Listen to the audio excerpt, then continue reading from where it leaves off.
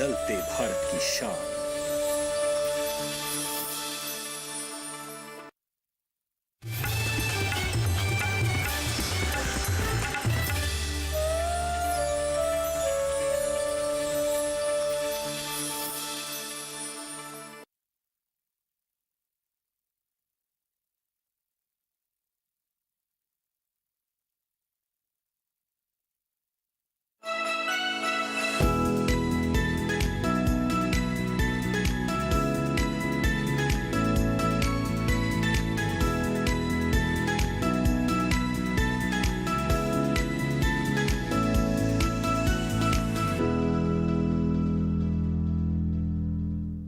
नमस्कार, आप देख रहे हैं दूरदर्शन किसान। हमारे कार्यक्रम कृषि दर्शन में आप सभी का स्वागत है। मैं हूं ज्योत्सना टंडन। जैसे कि हम सभी जानते हैं कि कोरोना महामारी से इस वक्त हमारा पूरा देश जो है वो हिला हुआ है, और वहीं दूसरी ओर कृषि के क्षेत्र में लेकिन अभी भी जो हमारे किसान भाई बहन हैं या फिर जो हमारे खेतीहर मजदूर हैं वो लगातार ये संभव कोशिश कर रहे हैं, लगातार ये संभव प्रयास कर रहे हैं कि हमारे घरों तक भोजन की कमी ना होने पाए। इसीलिए ये हमारा कर्तव्य बनता है कि समय से पहले आप तक खेती किसानी से संबंधित तमाम जानकारियां पहुंचाई जाएं, जिससे कि खेती किसानी करने में आपको किसी भी तरह की कोई भी समस्या का सामना ना करना पड़े। तो वहीं दूसरी ओर कोरोना गाइडलाइंस भी जारी की गई हैं, जिनको ध्यान में रखते हुए अगर आप खेती किसानी करेंगे तो आप भी स्वस्थ व सुरक्षित रह सकते हैं। हमारे कार्यक्रम में हम आपके लिए लेकर आते हैं हर बार 3 सेगमेंट्स: विज्ञान और किसान, कृषि स्टार्टअप और फार्मिंग इंडिया। इन तीनों ही सेगमेंट्स में होती है कुछ ऐसी खास जानकारियां जो कि आपके लिए काफी लाभकारी साबित हो सकती हैं। तो आइए अपने आज के कृषि दर्शन कार्यक्रम की शुरुआत करते हैं। आइए कार्यक्रम की शुरुआत करते हैं हमारे पहले सेगमेंट विज्ञान और किसान से। किसान भाइयों बहनों, पश्चिम बंगाल में जूट की बुवाई ज़्यादा की जाती है, लेकिन कम आय होने के कारण अब वहाँ के किसानों का रुझान जो है मक्का की फसल की ओर बढ़ता जा रहा है। ऐसे में हैप्पी सीडर से जीरो जुताई तकनीक से जूट की बुवाई आसानी से की जा सकती है और किसान आमदनी में भी इजाफा कर सकते हैं। तो आइए बताते हैं इसके बारे में आपको विस्तार से।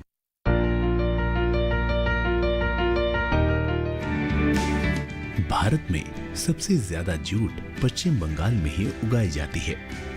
अकेले पश्चिम बंगाल में ही इसकी खेती करीब 5,15,000 हेक्टेयर पर हो रही है और देश भर का 3/4 जूट उत्पादन इसी राज्य से आ रहा है।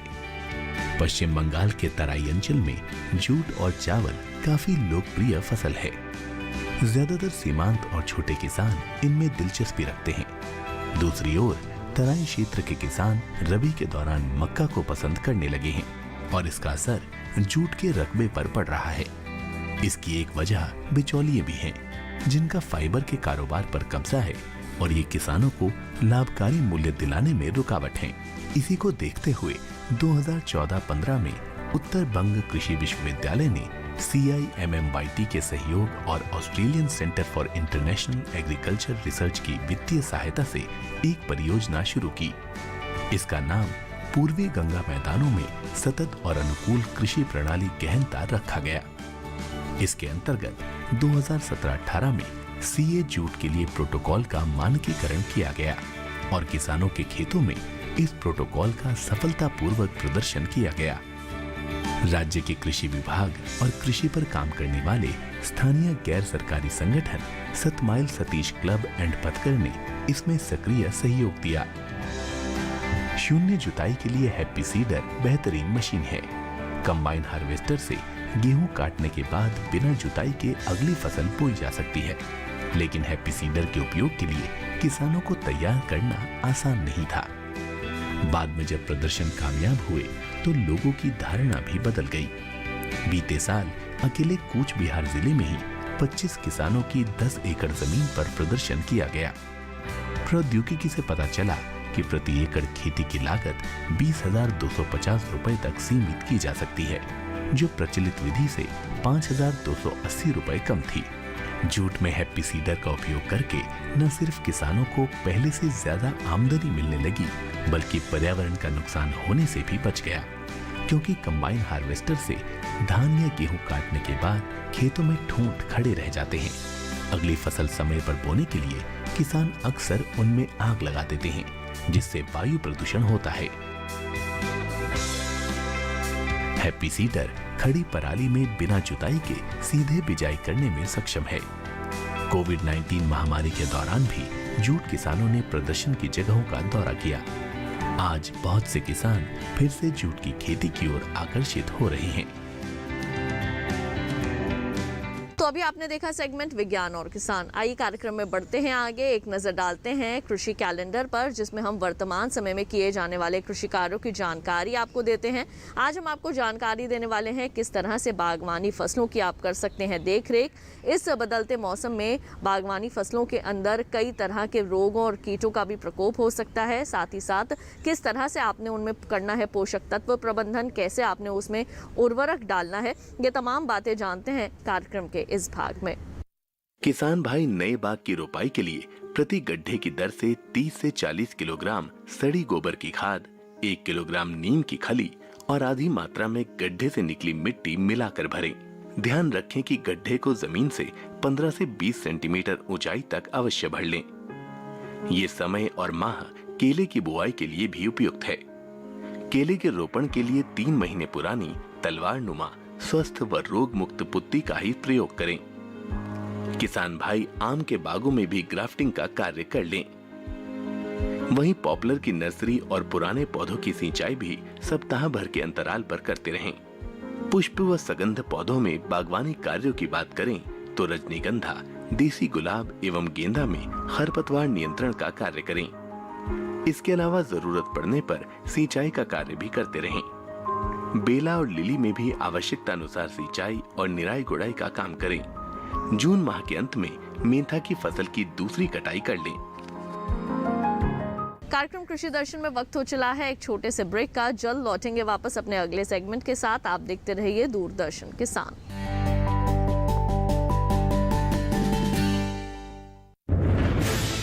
कोरोना वायरस के खतरे से बचते हुए फसल की कटाई, बिक्री, खरीद, नई फसल की जुताई और बुआई सुरक्षित हो सकती है अगर हम लगातार हाथों को साबुन और साफ पानी से नियमित अंतराल पर धोते रहें। नाक, मुंह को मास्क, गमछे या कपड़े से ढक कर रखें। आंख, कान, नाक, मुंह न छुएं। आपस में 2 गज की दूरी बनाए रखें। मास्क और 2 गज की दूरी के मंत्र को अभी हमें छोड़ना नहीं है। फसलों की बुवाई एवं कटाई करते समय आपस में कम से कम 2 गज की दूरी बनाए रखें। फसल की कटाई करने के बाद छोटे छोटे ढेरों में इकट्ठा करें। कृषि के औजारों की समय समय पर सफाई करें। एक दूसरे के साथ औजारों की अदला बदली न करें। श्रमिकों के शौचालयों और हाथ धोने की जगह की ठीक से सफाई जरूरी है। बुआई, कटाई एवं मड़ाई के दौरान इस बात का ध्यान रखें कि इन स्थानों के आसपास कोई थूके नहीं। कंबाइन, हार्वेस्टर, थ्रेशर, जुताई और बुआई की मशीनों को इस्तेमाल से पहले साफ करें। मशीनों के इस्तेमाल से पहले और इस्तेमाल के बाद हाथ साबुन से साफ करें। वाहनों, बोरियों, थैलियों और पैकिंग के दूसरे सामान की साफ सफाई पर भी खास ध्यान दें। खरीद केंद्र पर आने से पहले किसानों एवं श्रमिकों की जांच। खरीद केंद्रों पर भीड़ न लगाएं एवं किसानों को बारी बारी से बुलाएं। गोदामों पर खरीदी हुई फसल को लेने में शीघ्रता करें ताकि किसानों एवं श्रमिकों को रुकना ना पड़े। कोरोना के खतरे से बचाव और अधिक जानकारी के लिए आरोग्य सेतु ऐप डाउनलोड करें। देश में खाद्य सुरक्षा के ये सिपाही भोजन की निरंतर उपलब्धता को सुनिश्चित करते हैं। किसान स्वस्थ रहें तभी हम कोरोना वायरस से जीत पाएंगे, आगे बढ़ पाएंगे। किसान सबल, देश प्रबल।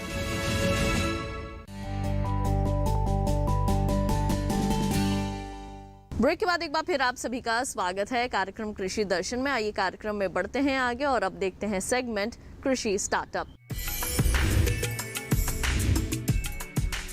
किसान भाइयों बहनों, हमारे देश में मोटे अनाज के साथ साथ हर मौसम के फल की खेती भी की जाती है, लेकिन अगर फलों की खेती बड़े पैमाने पर की जाए तो उससे अच्छा लाभ प्राप्त किया जा सकता है।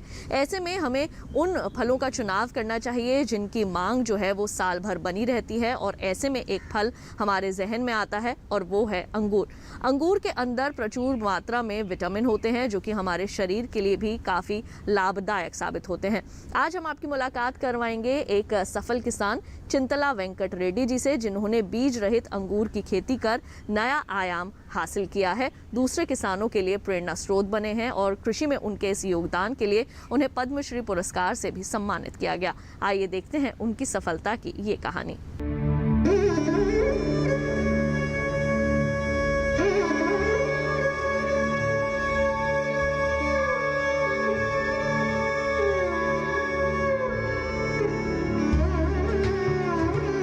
चिंतला वेंकट रेड्डी तेलंगाना के कुंदपल्ली में अंगूर की खेती करते हैं। इन्होंने आलवाल में अपना रिसर्च सेंटर बना रखा है, जहां वो काले अंगूर की खेती करते हैं और रोजाना कई किसानों को बेहतर जैविक खेती के लिए जागरूक भी करते हैं।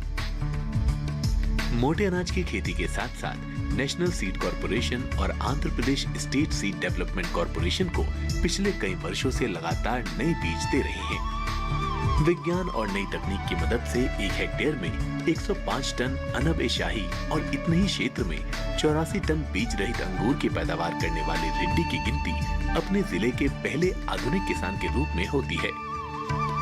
पिता का साथ देते देते उनमें एक गहरी रुचि विकसित हो गई और वो एक प्रगतिशील और संपन्न कृषक बन गए। ये एक जैविक किसान है जो खेती में अपनी मिट्टी और पोषक तत्व प्रबंधन तकनीकों के लिए जाने जाते हैं। वो मिट्टी की अदला बदली और मिट्टी की उर्वरता में अपनी तकनीक के लिए अंतर्राष्ट्रीय पेटेंट प्राप्त करने वाले भारत के पहले स्वतंत्र किसान होने का गौरव रखते हैं। वो खेती में कोई रासायनिक उर्वरक, कीटनाशक या कवकनाशी का उपयोग नहीं करते। चिंतला वेंकट ने जैविक खेती में योगदान के लिए राज्य और राष्ट्रीय स्तर पर कई पुरस्कार जीते हैं। वो बीज रहित अंगूर उगाने वाले पहले किसान हैं। 1979-80 में उन्होंने अंगूर की खेती में प्रवेश किया। अपने अग्रणी कार्य के लिए उन्हें राज्य में कई बार एक मॉडल किसान से सम्मानित किया गया। 2001 में संयुक्त राज्य अमेरिका के राष्ट्रपति बिल क्लिंटन और 2006 में जॉर्ज डब्ल्यू बुश के हैदराबाद दौरे के दौरान इन्होंने अपनी एसएम तकनीकों का प्रदर्शन भी किया था। रेड्डी ने दोनों राष्ट्रपतियों को बीज रहित अंगूर भी भेंट किए थे। जिस प्रकार जैविक तरीके से अंगूर की खेती कर पद्मश्री पुरस्कार सम्मानित चिंतला वेंकट ने खेती के क्षेत्र में नई सोच लाकर क्रांति लाई, इससे इन्होंने प्रगतिशील किसान को भी आने वाले समय में मोटे अनाजों से हटकर जैविक विधि द्वारा फलों की खेती के लिए प्रोत्साहित किया है। इससे निश्चित ही किसानों को लाभ मिलेगा और वो अपनी आय दोगुनी करने में सफलता प्राप्त कर सकेंगे। जी हाँ, जिस तरह हम अपने शरीर के स्वास्थ्य का ख्याल रखते हैं, ठीक उसी तरह हमें फसलों का अच्छा उत्पादन प्राप्त करने के लिए मिट्टी की जांच करवाना बेहद आवश्यक है। अगर आप समय समय पर मिट्टी की जांच करवाते रहेंगे तो उनमें किस तरह की कमियां हैं उनको आप पूरा कर सकते हैं। साथ ही कौन सी फसल के लिए किस तरह का उर्वरक चाहिए, कितना पोषक तत्व चाहिए, ये तमाम बातें आप जान सकते हैं। इसके लिए मृदा स्वास्थ्य कार्ड बनवाना भी बेहद ज़रूरी है, जिसमें कृषि वैज्ञानिक आपको बताते हैं कि कौन कौन से पोषक तत्व आपको कितनी मात्रा में अपनी फसल में देना चाहिए। तो अपने आज के इस सेगमेंट में हम आपको मिट्टी की जांच से जुड़ी तमाम जानकारियां देंगे। देखते हैं ये रिपोर्ट।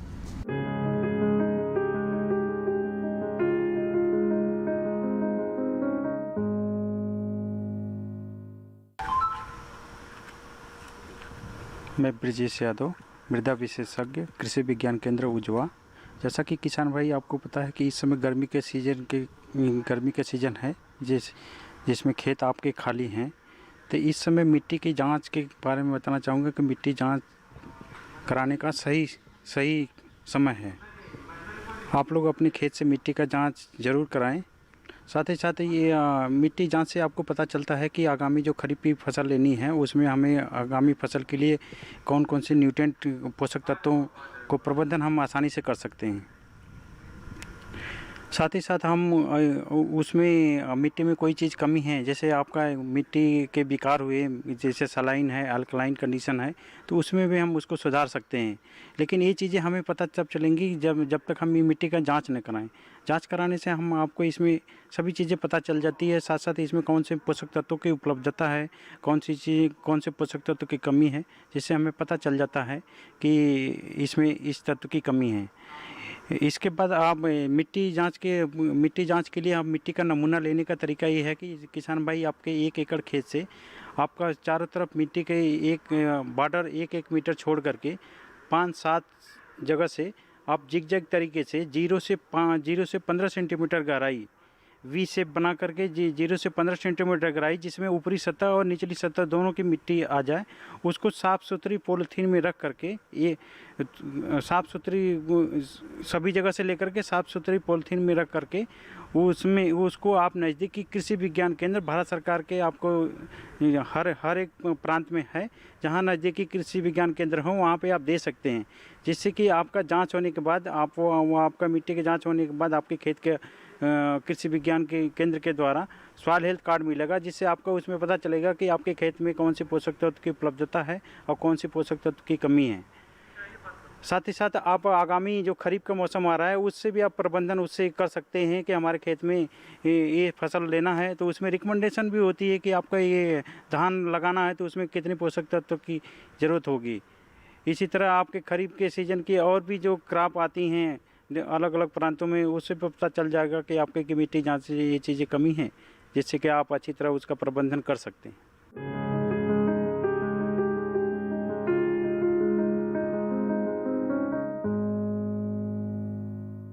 तो अभी आपने देखा सेगमेंट कृषि स्टार्टअप। कार्यक्रम कृषि दर्शन में वक्त हो चला है एक और छोटे से ब्रेक का। जल्द लौटेंगे वापस अपने अगले सेगमेंट फार्मिंग इंडिया के साथ। आप देखते रहिए दूरदर्शन किसान।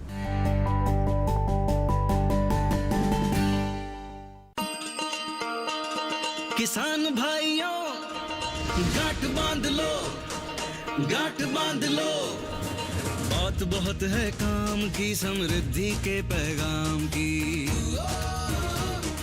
मिट्टी के मिजाज को समझो, मिट्टी के हर राज को समझो, मिट्टी की तुम जांच कराओ, मुफ्त सॉइल हेल्थ कार्ड ले जाओ। कभी मुनासिब बीज लगाओ, सही किस्म की खाद ले आओ, जितनी जरूरी उतनी डालो, सही मात्रा खुद पहचानो, इसको अपना मंत्र बना लो, मिट्टी की सेहत को जानो।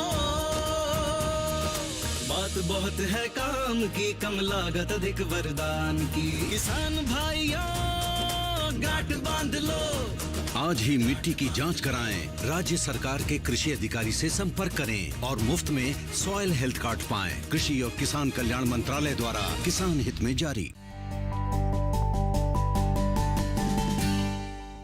ब्रेक के बाद एक बार फिर आप सभी का स्वागत है कार्यक्रम कृषि दर्शन में। आइए कार्यक्रम में बढ़ते हैं आगे और अब देखते हैं सेगमेंट फार्मिंग इंडिया।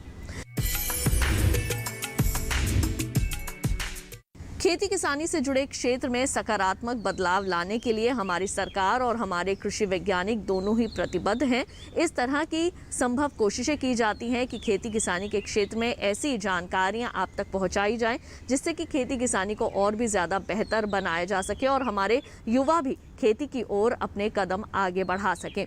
ऐसे में भारत और फिजी के बीच हाल ही में एक MOU पर भी हस्ताक्षर हुए हैं और भारत को ये उम्मीद है कि इससे हमारे किसानों को काफ़ी लाभ मिलेगा। आइए दिखाते हैं इस पर आपको एक खास रिपोर्ट।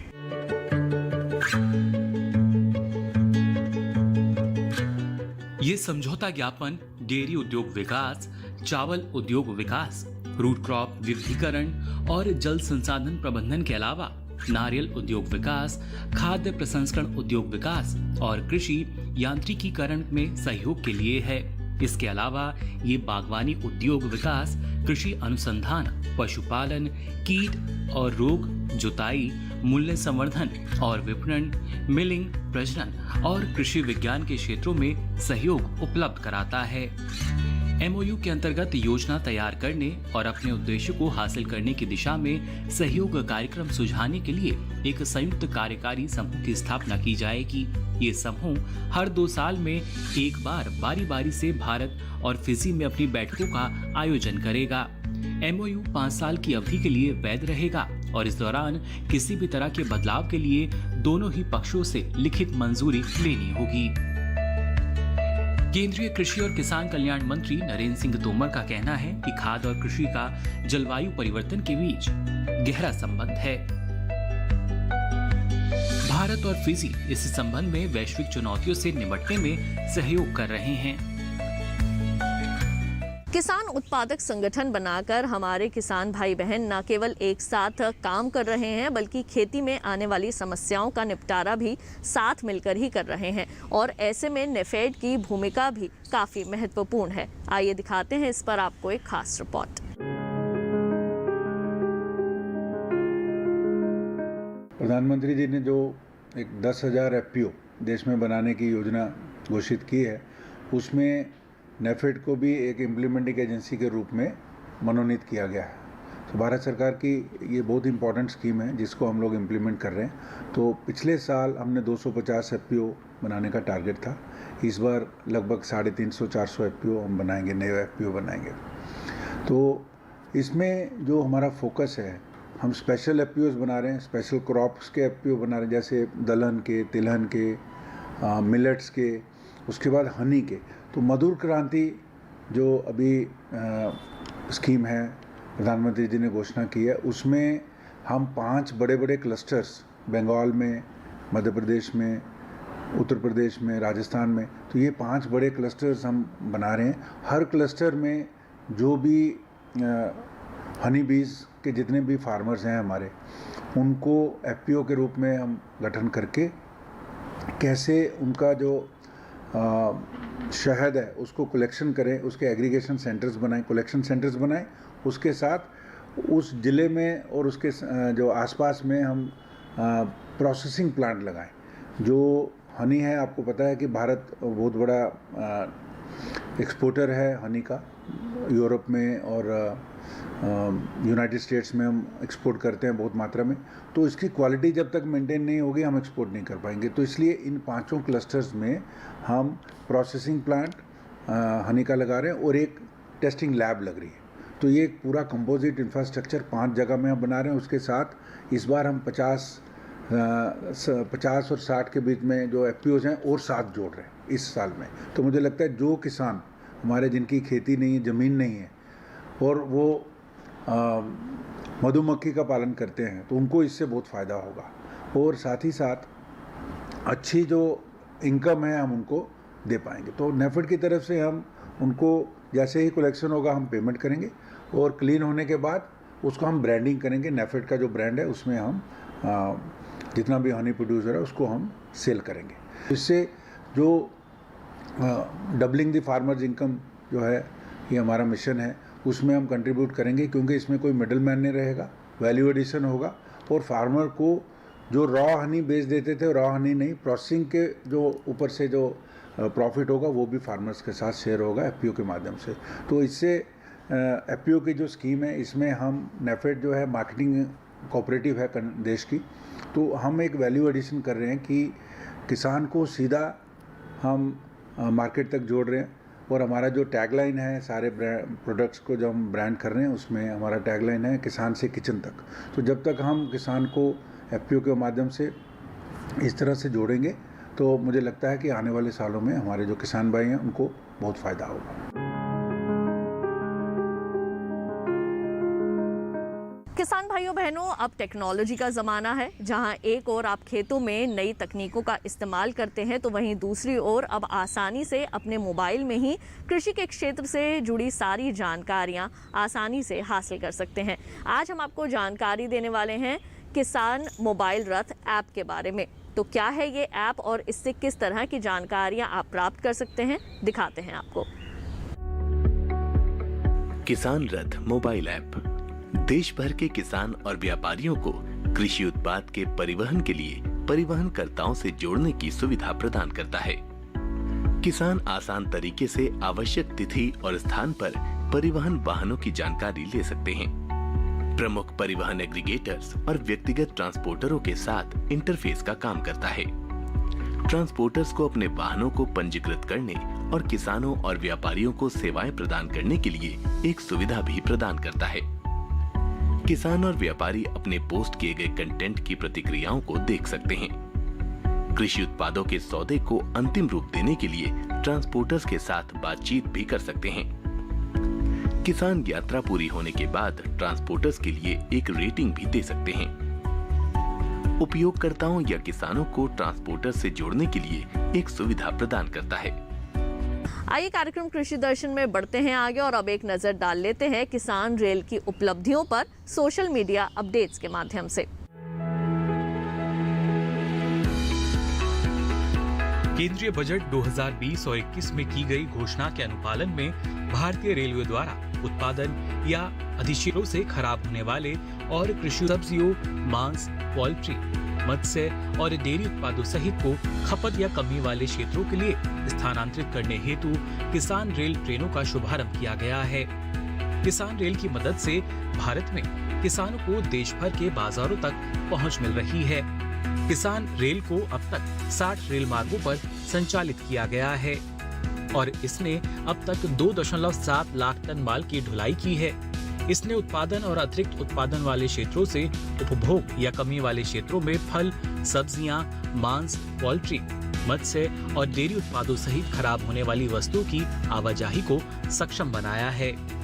किसान रेल के तहत फलों और सब्जियों के परिवहन के लिए माल ढुलाई में 50% सब्सिडी दी जाती है।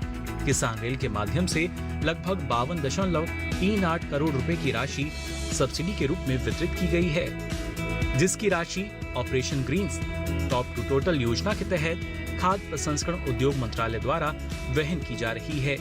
18 जून 2021 तक 60 रूटों पर किसान रेल ने कुल 850 फेरे लगाए हैं, जिसमें 2.7 लाख टन से अधिक खेपों का परिवहन किया गया है। किसान रेल ट्रेन सेवाओं का शुभारंभ करने की योजना बनाने के लिए रेलवे, कृषि और किसान कल्याण मंत्रालय, राज्य सरकारों के कृषि, बागवानी, मत्स्य पालन विभाग आदि सहित स्थानीय निकायों और एजेंसियों के साथ साथ मंडियों और विभिन्न हितधारकों के साथ निरंतर प्रयास में जुटा है। तो किसान भाइयों बहनों, हमारे आज के कृषि दर्शन कार्यक्रम के इस अंक में बस इतना ही। लेकिन अगर आप कृषि दर्शन कार्यक्रम का पहले का प्रसारण भी देखना चाहते हैं तो टीवी पर दिए जा रहे QR कोड को स्कैन कीजिए या फिर दूरदर्शन किसान के YouTube चैनल पर भी जाकर आप कृषि दर्शन के पहले के प्रसारित कार्यक्रम देख सकते हैं। कृषि दर्शन आपका अपना कार्यक्रम है। इस कार्यक्रम के लिए अगर आप अपने कोई सुझाव देना चाहते हैं तो आप हमें पत्र लिख सकते हैं। हमारा पता है कृषि दर्शन, कमरा नंबर 58, CPC दूरदर्शन, खेलगांव, नई दिल्ली 110049। अगर आप हमें ईमेल करना चाहते हैं तो हमारा ईमेल ID है krishidarshandddk@gmail.com। तो आज के लिए केवल इतना ही। मुझे दीजिए इजाजत। आप देखते रहिए दूरदर्शन किसान। नमस्कार।